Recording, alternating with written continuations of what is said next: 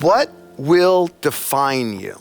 You see, in all of our lives comes a moment that after that moment's over, we're changed. After that moment's over, we remember where we were, who we were with, and how we act.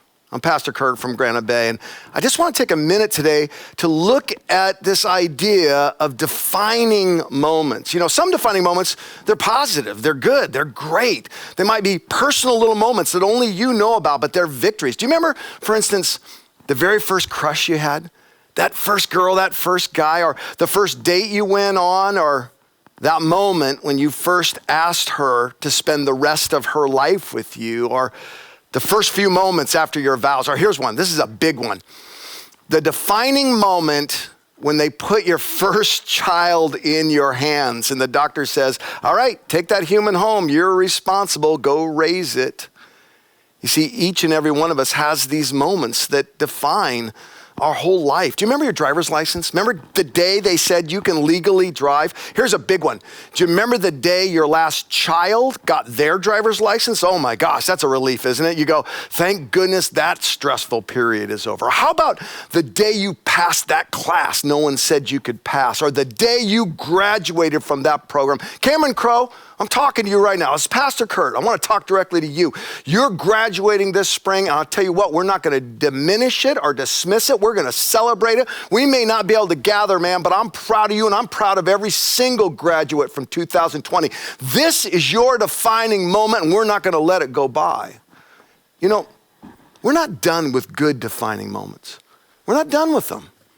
But we can't be in denial about those defining moments that are less than personal. They're even global. Those defining moments that are challenging, that are hard, that are difficult. This week, we mourned the anniversary of the assassination of Martin Luther King.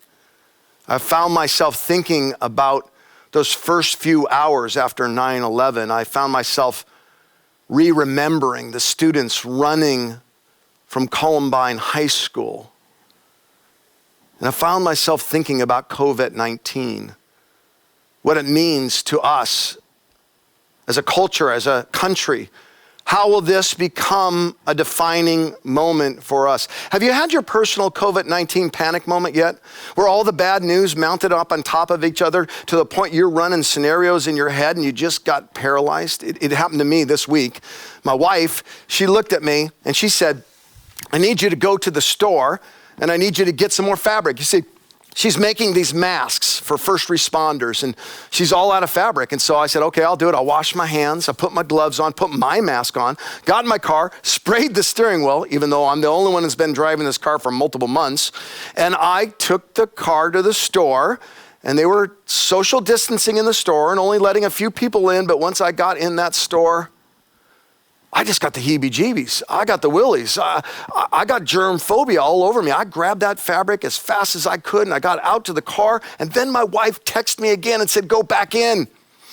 Curt, we need the Disney princess fabric. I forgot to tell you, the Disney princess. See, she was making pediatric masks that afternoon.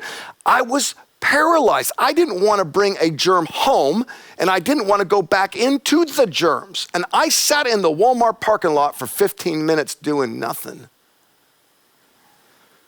And then I said a prayer. And then I calmed down and I did what I had to do in the way that I had to do it. What's going to become of you and I?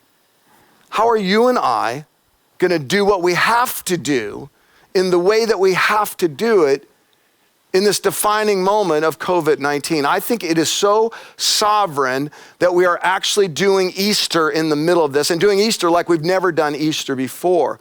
Right there as you're listening to me, I want to ask you to rethink Easter. You see, what they learned then is what God has to teach us right now. If we're going to come out of this thing stronger, we have to go back to the ultimate defining moment of Easter and see it for what it really was.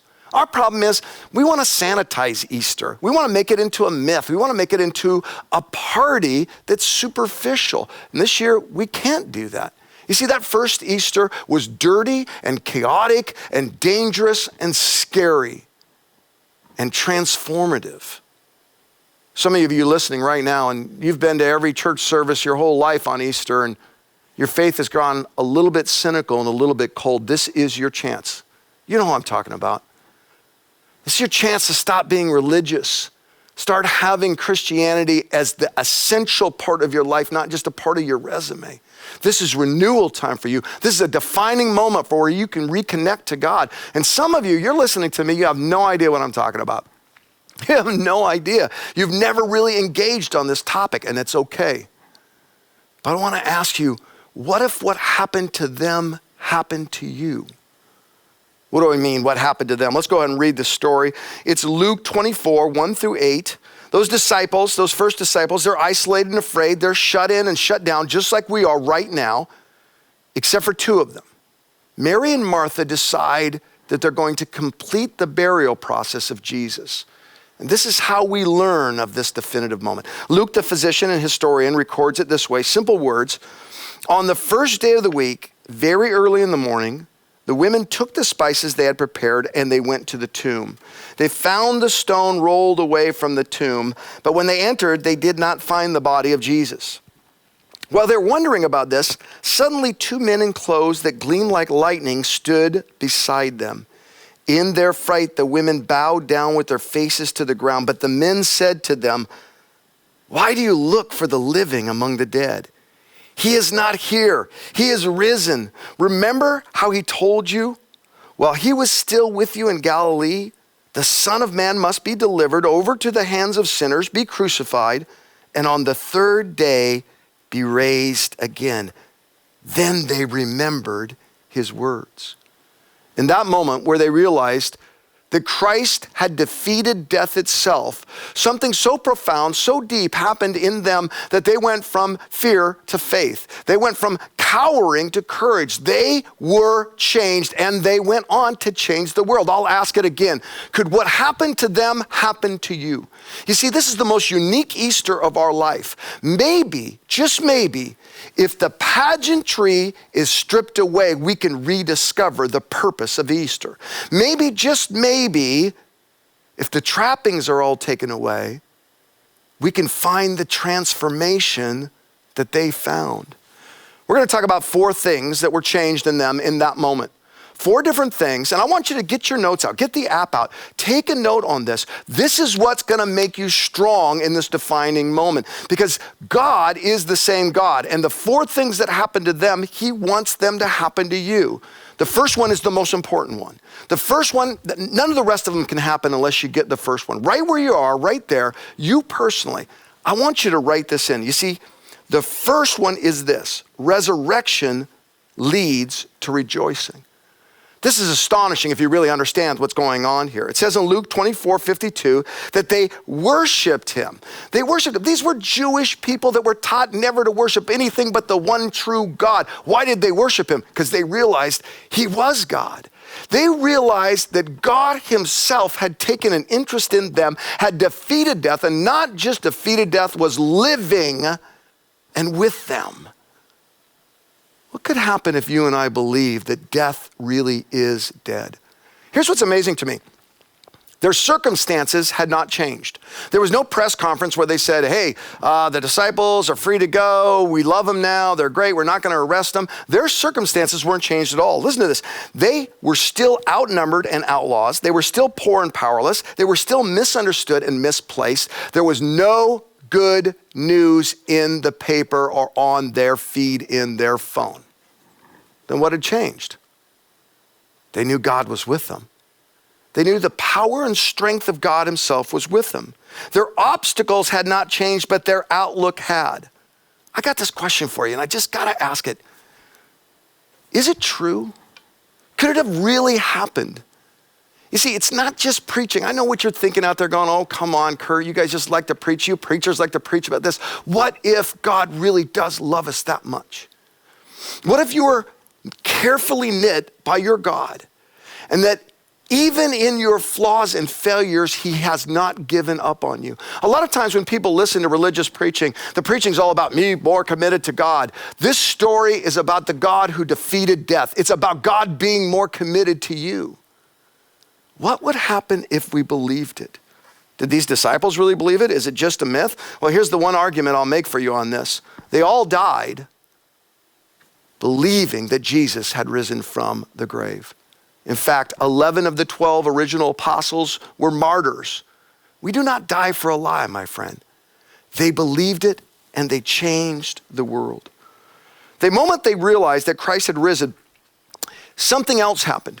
The moment they accept the first premise, the moment they went, the tomb is empty, he's alive, he really is God, the natural reaction was to start loving other people. Couldn't our world use more of that now? What if we really believed God loved us? You know what we do? We would start loving other people. Number 2, write it in. Compassion becomes contagious in these early believers. It says they sold their property. It's the same reporter, Luke. It's 2:45 in Acts. And he reports that they sold their property and possessions to give to anyone who had need. When we're freed from selfishness, we start to become significant. You want your life to matter? It's not dependent on our economy, my friend. It's not dependent on our politics. Your life begins to matter when you lose your life and start loving others. They gave to anyone. What does it mean that they gave to anyone? Well, they gave to Republicans and Democrats, independents, libertarians, librarians, octogenarians, egalitarians, complementarians, and even utilitarians. They all got something from the early church. Couldn't our world use some people that believe God loves us so much that he died, conquered death, and then we started actually loving each other? Isn't it a little bit sad to you that it takes a pandemic for all of us to start smiling again at each other and asking each other, how are you doing? My family, man, we're all so busy, but we've started a Saturday night phone call in, just from the different states we live in, just to love on each other. My wife, she's making these masks. I told you about earlier, and way to go. Vicky Fu, way to go. And Dr. Tanya, man, way to go, way to go, way to go. They've got all these things organized. I want to tell you, the most happy people right now are not those criticizing. It's those that are creating something to give. And this is what happens. Here's the next one to fall. Once you actually believe in the joy of the resurrection, you start loving each other with that joy. And once you start loving each other with that joy and unleashing that compassion, and that compassion becomes contagious, then the next thing happens. Here it is. Once we experience the resurrection, we start spreading compassion, and then barriers are broken. You know, a couple of weeks ago, Ephraim, my pastor Ephraim, I know you're checking out this sermon. I see you out there.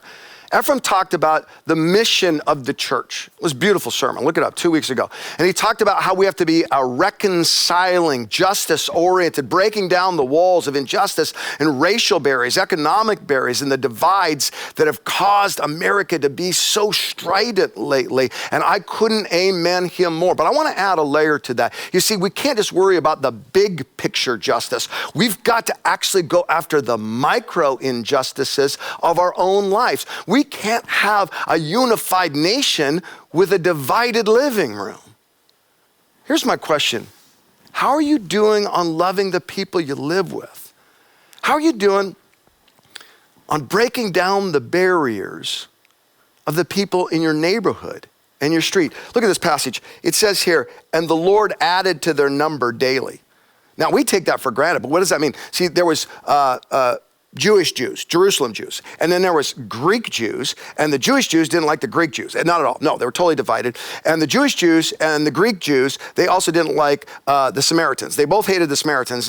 And the Jewish Jews and the Greek Jews didn't like the Samaritans, but all three of them didn't like the Greeks. And the Jewish Jews and the Greek Jews and the Samaritans and the Greeks all hated the Romans. Everyone hated the Romans. They were so divided, and yet it says just in a few short chapters, guess what? Jewish Jews found Christ, and Greek Jews found Christ, and Samaritans found Christ, and Greeks found Christ, and even a Roman centurion finds Christ. And the first church is this amalgamation of what could have never been before.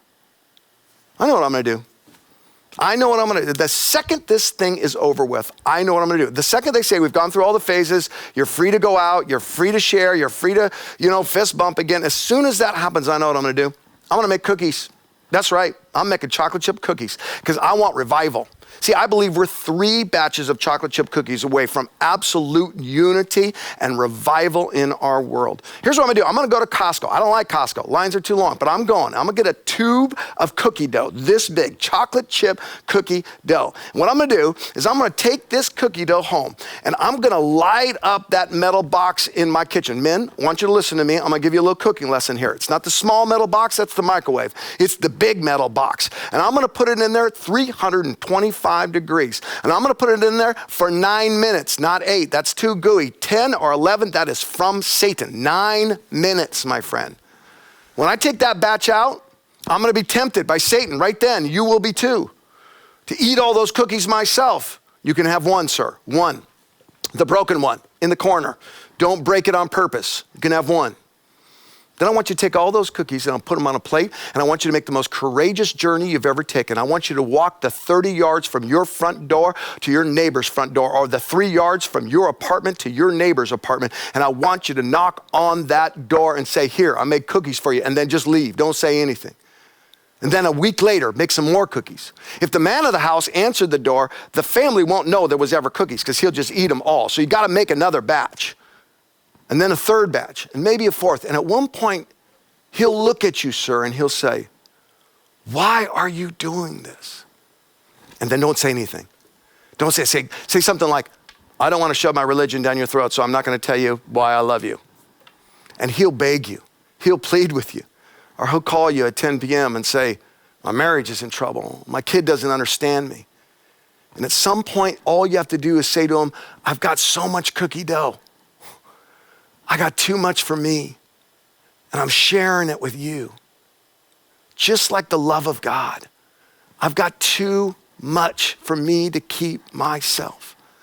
I said this illustration at a church in Elk Grove once, and about 3 weeks later, I go to this church, and this guy comes up to me and goes, 30 of my neighbors are here, Pastor Curt, 30 of my neighbors. He said, I got them all to come to church by using brownies. Is it okay to use brownies instead of chocolate chips? My friend, let me tell you, brownies, totally good, on fire. But chocolate chips, that's the celestial standard right there. Go break down some barriers. Go find someone to love. At the beginning of this message, I told you about a few defining moments in my life, about my first love, about my driver's license. But I deliberately didn't tell you about the most important defining moment in my life. A moment so important that I know that no matter what happens in COVID-19, this moment will remain the most defining moment in my life. It's the moment where I experienced what these disciples experienced. It's the moment I came to Christ. When I was 16, I went into my sister's bedroom one night to steal her album, Goodbye Yellow Brick Road by Elton John. I don't know why I wanted to steal it. She said, don't touch my stuff. And well, for a younger brother, that's called to touch her stuff. So I went in there to steal it, and I took that album with my right hand, and right next to her albums was this gold Bible, today's modern English version, the Good News, it said. I don't know why, but I grabbed that Bible. I took both of them up to my room, and the Bible just naturally fell open to the book of Matthew. I read the words of Jesus for the first time. I mean, I fell in love with these words. Sure, it was just a myth. It was just a story. People had changed it over and over. That's what I believed. But there was some power in what he was saying about the meek shall inherit the earth and how he treated the lepers. When he healed the leper, that's when I went, maybe just maybe he could heal me. No, it's just a myth. It's just a myth, I said to myself, but I kept reading. And I got to the part where he died and he suffered and he called out from the cross, forgive them, they don't know what they're doing. And it is finished. And I couldn't get those phrases out of my mind. Week after week, every night, I would read the book of Matthew over and over again. One night I read Matthew chapter 7, verse 7, where Jesus said, ask and I'll answer. Seek and you'll find. Knock and the door will be open to you. And I did. I don't know why. I still kind of believed it was a myth, but I thought, I'm going to try this. I thought of the 2 most difficult questions I could ask God. I closed my eyes. I said, God, why won't Debbie Wildermuth go out with me? Oh, you laugh about that. That's a deep theological question for a 16-year-old. And then I asked, Why do my mother and I fight so much? I went to bed that night, went to sleep, got up the next morning, just like a 16-year-old. I completely forgot about the prayer the night before. I went to high school, and as I was walking down the hallway of my high school, between two periods, God answered my prayer. People always ask, was it an audible voice? And I say, no, it was louder than that. It was in my bone marrow. It was in my DNA. It wasn't even really words. It was just an immediate understanding of what God wanted to say to me. I could put it into words easily. It was like God said, Curt, the answer to both of your prayers are the same exact answer. You are not going out with that girl, and you fight with your mother so much because, Curt, you are a profoundly selfish person. You're a sinner. Even now as I say it, it seems like God was being harsh with me, but it was the most benevolent, kind, grace-filled thing anyone had ever said to me. It was like God said, I see you in all your flaws and all your brokenness and all your fears and all your sin, and yet I know you and I love you. That moment defined me forever. That moment of grace and love and acceptance changed me that day and has been changing me every day since then. And you, my friend, can find it too. One last thing, one last fill-in. When you see the resurrection and your heart begins to soften with compassion and barriers begin to fall, then you become ready for the last and most important one. Forgiveness is found. I found forgiveness that day. I found that the Christ that forgave them all the way back that first Easter was still forgiving people today. And that what Jesus did on the cross applied to my life and my failures too. Why were they so profoundly changed? Because they were so profoundly forgiven. And you can be forgiven too. If we come out of this and lose so many things, but gain the forgiveness of God, we will be wealthy beyond means. Renew your heart. Renew your life by finding forgiveness in Christ. It says that they accepted the message. What does that mean, they accepted the message? They accepted his forgiveness. They accepted the message. What does that mean? They began to trust him. You see, God had a dilemma. Here's the dilemma. On one hand, he's perfectly just. And on the other, he's absolutely loving. What do you do when you're a God who must punish every sin? Because if you let even one sin go by, you are an unjust God. And yet, you love your creation in all their flaws and sin. You still love them. What do you do if you're perfectly just and perfectly loving? You come to earth and you die to satisfy that justice and to express that love. Are you ready? Is this your moment to become a Christian, a real follower? Some of you have been far from Christ for a long time and you need to renew that commitment and find that forgiveness. This is your Easter. With all the pageantry stripped aside, you can rediscover the real purpose of your life. And some of you, this whole season is going to result in you learning that God is real and alive and wants to forgive you. How do you do that? It's really simple. It's as simple as A, B, and C. A, accept his forgiveness. B, believe and have faith in him, trust him. And C, commit to following him. A, B, C. I'm going to pray a prayer right now. Now I'm going to pray a prayer out loud, and you're going to pray it right where you're at, right sitting there in your heart of hearts, and recommit or commit your life to Christ. It's a prayer as simple as ABC. Right now, just close your eyes and pray this prayer with me. God, I accept your gift of forgiveness. Thank you for sending Jesus. Thank you that he died for my sins. God, I believe. I put my faith in you. God, I commit to follow you every day and in every way.